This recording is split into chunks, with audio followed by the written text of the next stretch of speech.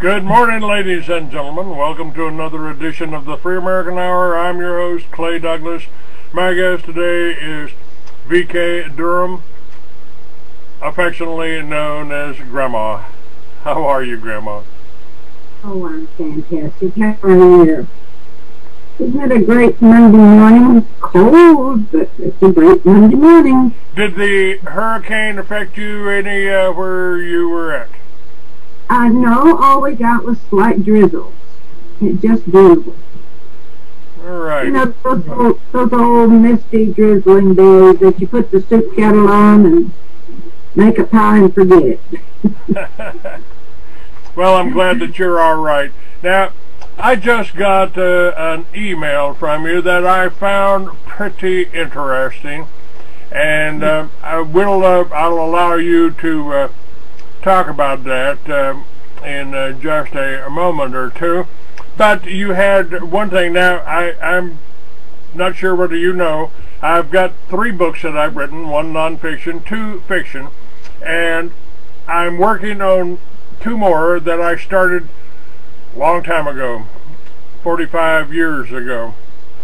And you know, it took me 40 years of research to be able to finish it. I wouldn't release it. I wouldn't put it out until I got it the way I wanted. But you sent me a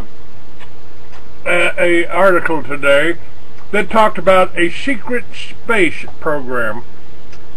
And it said, they were talking about the trail of the octopus, known as the shadow government. And it can be detected by following the money. But one of the things in there said that what has become evident is the secret or shadow government established the secret space program in black projects by virtue of having access to 2 important advantages: the might of the military-industrial complex that Eisenhower, another Jewish president, warned us about, and E.T. technology. Now, my book is about people from Atlantis flying around in UFOs 5,000 years ago. And in this article that you sent me, it says it's known that Tesla himself was aware he was in contact with an unknown race of off-planet beings who downloaded to him the key concept behind certain technology. In other words, we've got 2 governments here. One of them has space travel, or we've got 2 sets of human beings here. One has space travel, one doesn't. We are the ones that don't, and I believe that's the reason that the UFO thing is so top secret, so high level, Majestic 12, that they simply don't want Americans to know that we could have lunch on the moon and be back home for dinner without using 1 drop of gasoline. What do you think?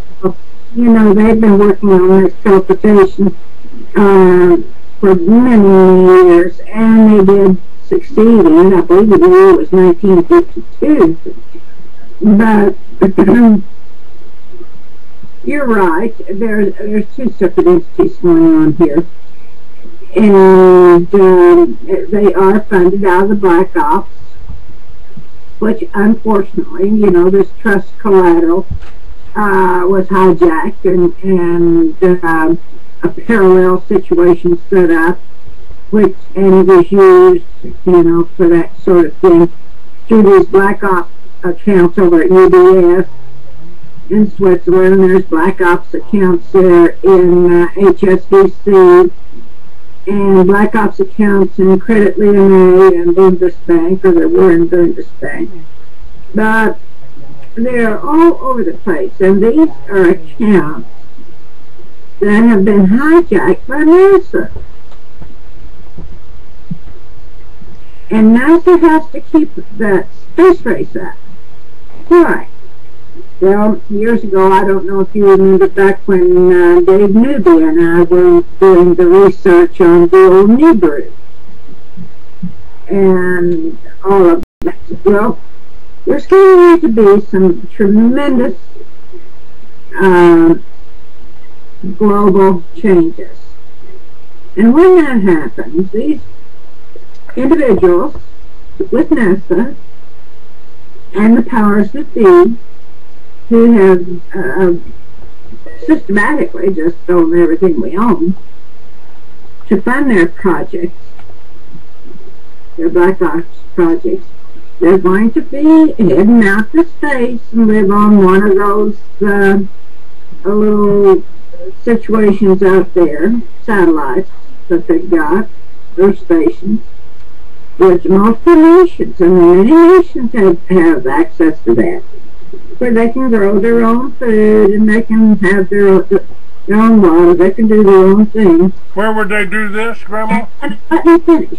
And when this situation cleans up down here, they can come back to Earth as the gods of Genesis.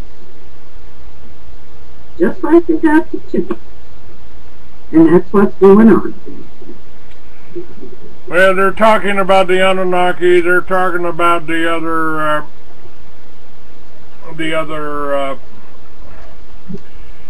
angels, so they call them. I believe those are simply, how did I put that? Let me see how I put that in my novels.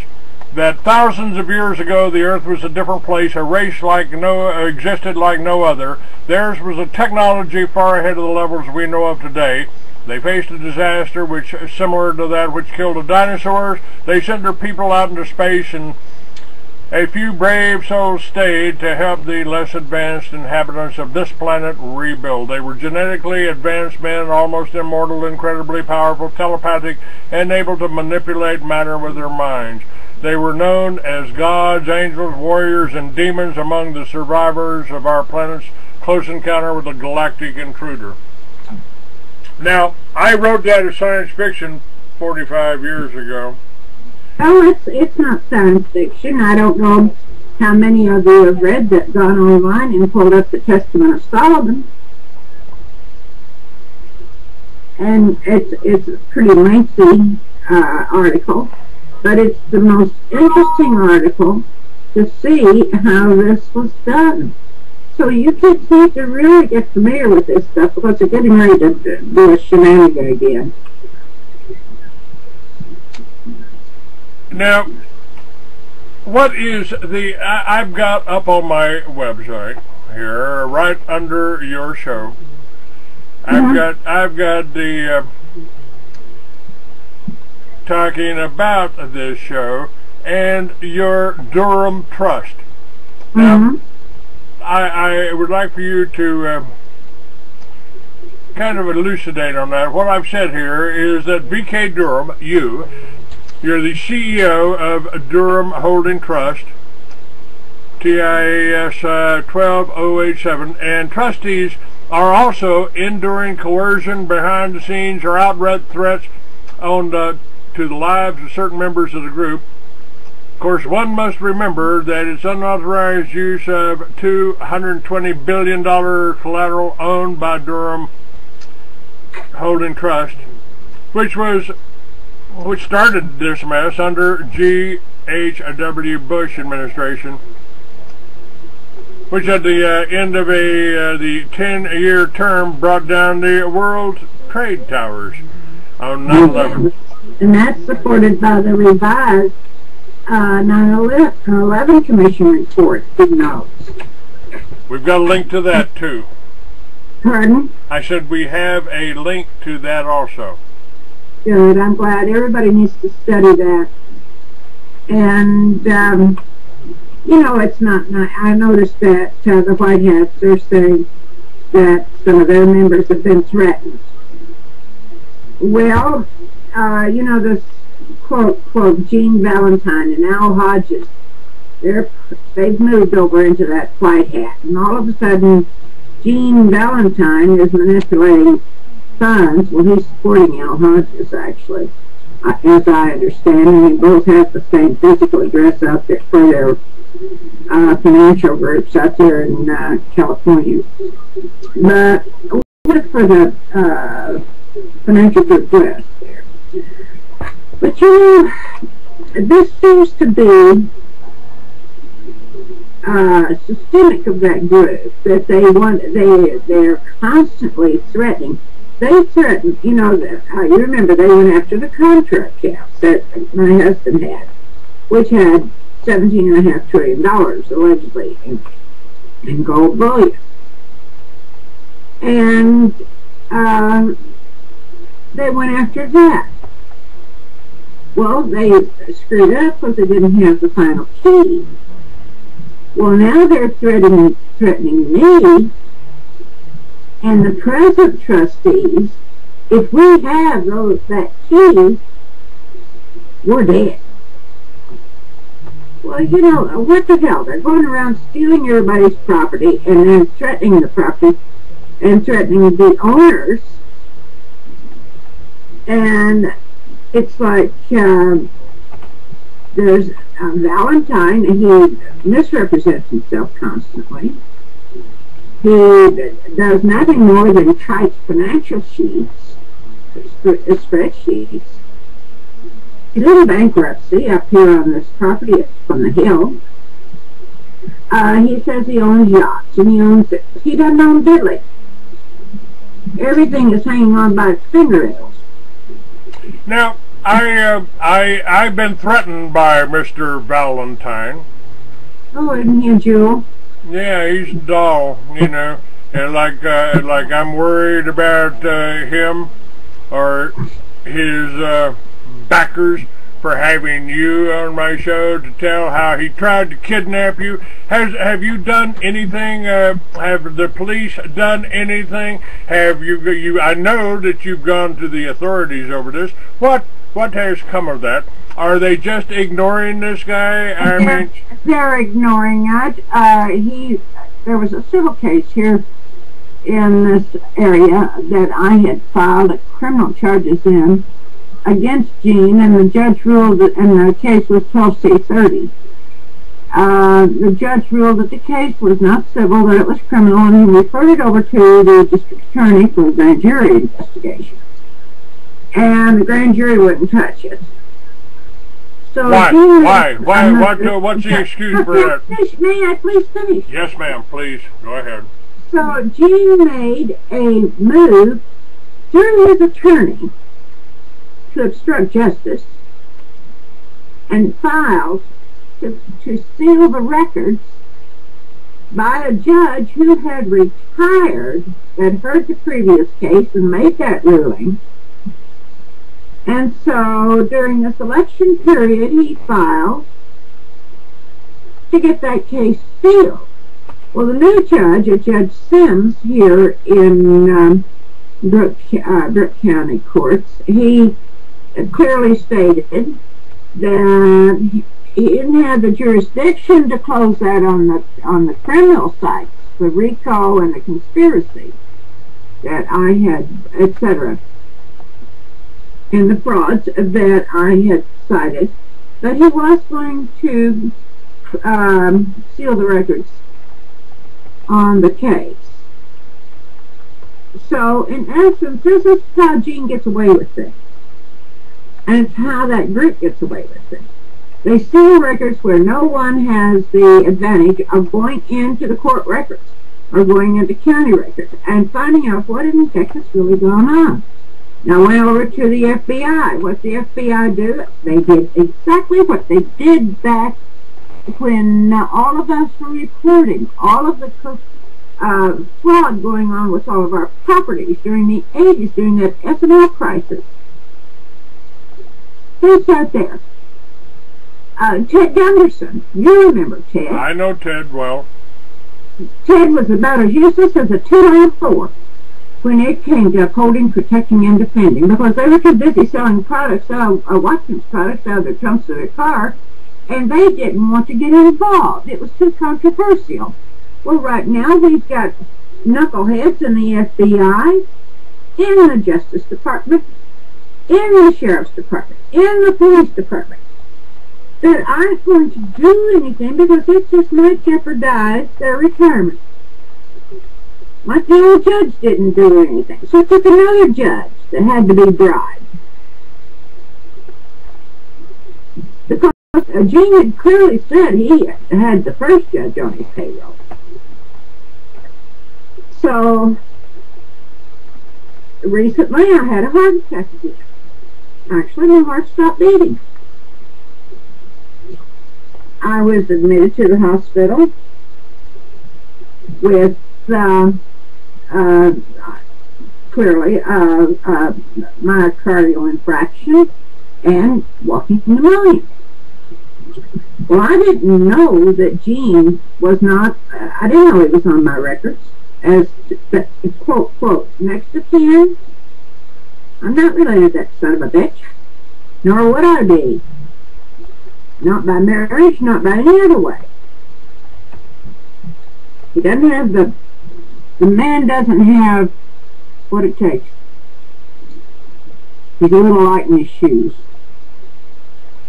And a fag, excuse me. Well, anyway, he tried. I'm in the hospital, and while we were there in the emergency, in the ER, the lady who lives down the hall here from me, she said, they asked me how long I'd been having this problem, the fluid on my lungs, etc. And I said, well, I've had it ever since I came here to West Virginia. She says, ever since she was kidnapped and brought here.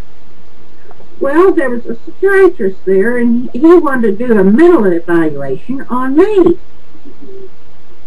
And if I would try to leave that hospital, now he threatened me in front of other doctors and nurses that if I tried to leave that, he was going to do a mental evaluation on me, and if I tried to leave that hospital, I would be stopped by armed guards and put into mental facilities for 7 to 9 months. You hear what he's saying there? Yes. They were trying to get you in these things so they could drug you. Yeah, I said, well, what the hell is this all about? I said, young man, I said, I came in here clearly with two things. Pulmonary cardiology problem. I said, there was no notation of me having a mental problem whatsoever. I said, and I want to know where you have derived your jurisdiction. I said, you have no jurisdiction. You don't have a warrant. You have nothing. So you get your butt out of my room. And quit threatening me as I'm sitting here having silent heart attacks. Well, come to find out, Gene Valentine was on my record as my next of kin. Hello. I mean, you were in his hospital, so all he had to do is have one of his secretaries or one of his employees put that information into your record. Here. Remember, the doctor here, and I think it was correct date was March 23rd. when he asked me to call to contact the district attorney, or Mr. Cipriani, and tell him, see if I could get him to take the case, you know. And I had told him, because he said Gene was clearly out of line, you know. And I said, look, I said, whatever there is with that man, I said, in my records, I said, remove it. I don't want any part of him, ever. I don't even want to hear that bastard's name. And he said, well, why are you calling him a bastard? And I said, anytime a mother will have a baby for $10,000 and sell it for $10,000, and no fatherless, I said, that's a bastard. And I said, anybody's book, that's a bastard. Hereditarily, it's a bastard. One of those things called bastardos, that Melius, et Furious, et Sancto. Let me ask you something, Grandma.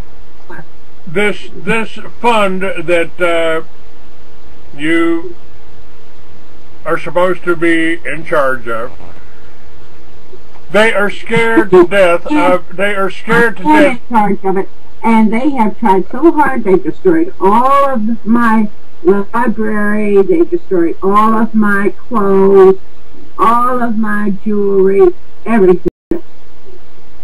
My family photographs, my family artwork. There was some Velasquez and etc. Stuff that had been in the family for hundreds of years. And these son of a bitches stole it and now are threatening me if I come back into the state of Iowa, they're going to have me arrested. Well, all I can say, boys, is batten down your gosh damn hatches, cause here I come. You're getting ready for the biggest blow that ever hit that damn county state. Well, that's my question. Now, what if you had the money represented by this trust, if you had that available to use, we could restore this country so easily. I mean, come on, if we just broke the whole gas thing, the energy control. I've already told the trustees. I said, anything happens to me, immediately release $2.4 billion per state. I said, and then, I said, bring the unions in behind you, because they all need jobs. You bring in the all of the unions, and I said, and then these states, they're going to have, you've got to have the bridges, highways, everything's got to be repaired. Now you've got all this insurance crap out here from these storms.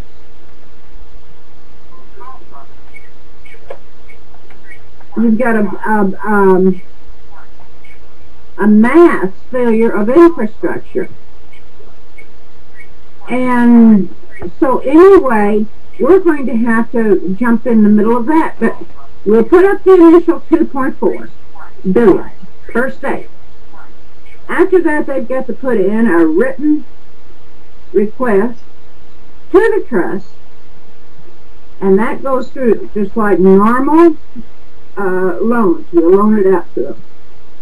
And they're going to have to justify every nickel that's been spent, and we're not going down this road again of stealing from the people.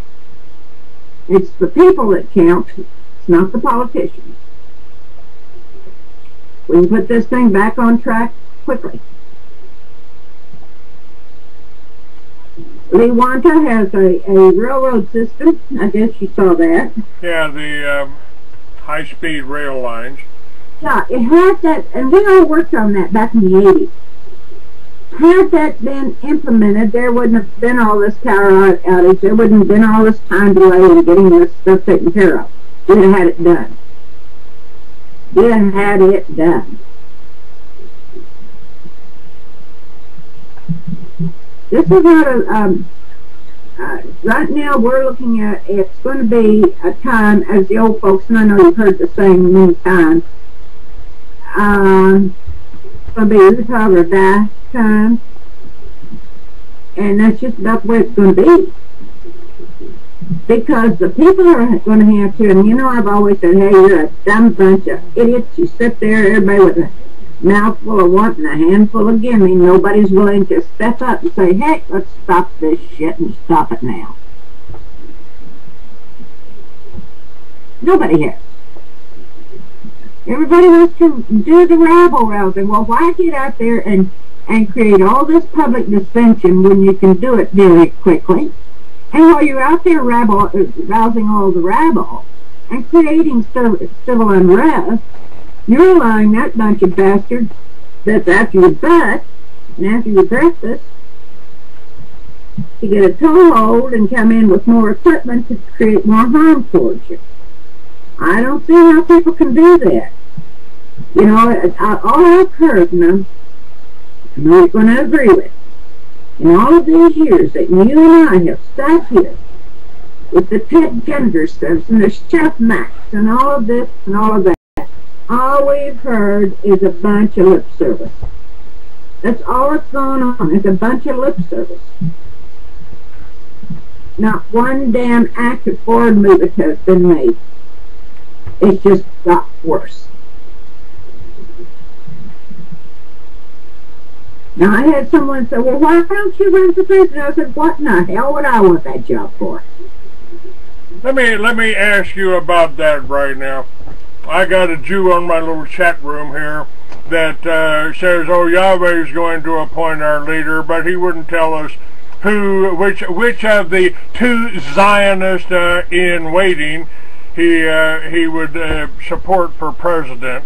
I mean, we've got Barack Obama, who isn't qualified to be president, and we've got neither one are qualified. That's right. That's right. And Mitt Romney is he controls Clear Channel. He controls you know, he's the one that's his Clear Channel is making all the money. What the hell else do you need? You know, you got the Catholic Mafia and you got the Mormon Mafia. So what else you got going for you? We've got both parties. Both parties are controlled by the banksters, by the same people that are after your funds, after your collateral, and they're playing on that level of you know, let's blow up these buildings. 9/11, that was the first nuclear attack on America, folks. You just don't realize it because your media hasn't told you that. But the buildings were brought down by nukes, according to both the Russians and the American engineers that have studied this kind of thing. Well, I tell you what, we don't need this type of activity going on in this country. We've got politicians who do nothing but sit there and suck up to the Council on Foreign Relations, which is illegal as hell, as they sell out this country. And the American people had better get off their dusties and do something. Now, I'm going to sit here now that you're going to ask me that question again. Have they stolen the trust? Hell no, they can't steal the trust. They might steal some paperwork, but they can't steal this trust. King Valentine's smart enough to know that. When he goes out there and bribes and threatens the former trust officers, and finds them, and he went out there with malicious intent to cause those kids harm. He knew that they were close to bankruptcy, which was the reason that I came here in the first instance, was to get my Social Security and widow's benefits and pick up those $2 $5 million fees for the books on myself and Russell, which I've never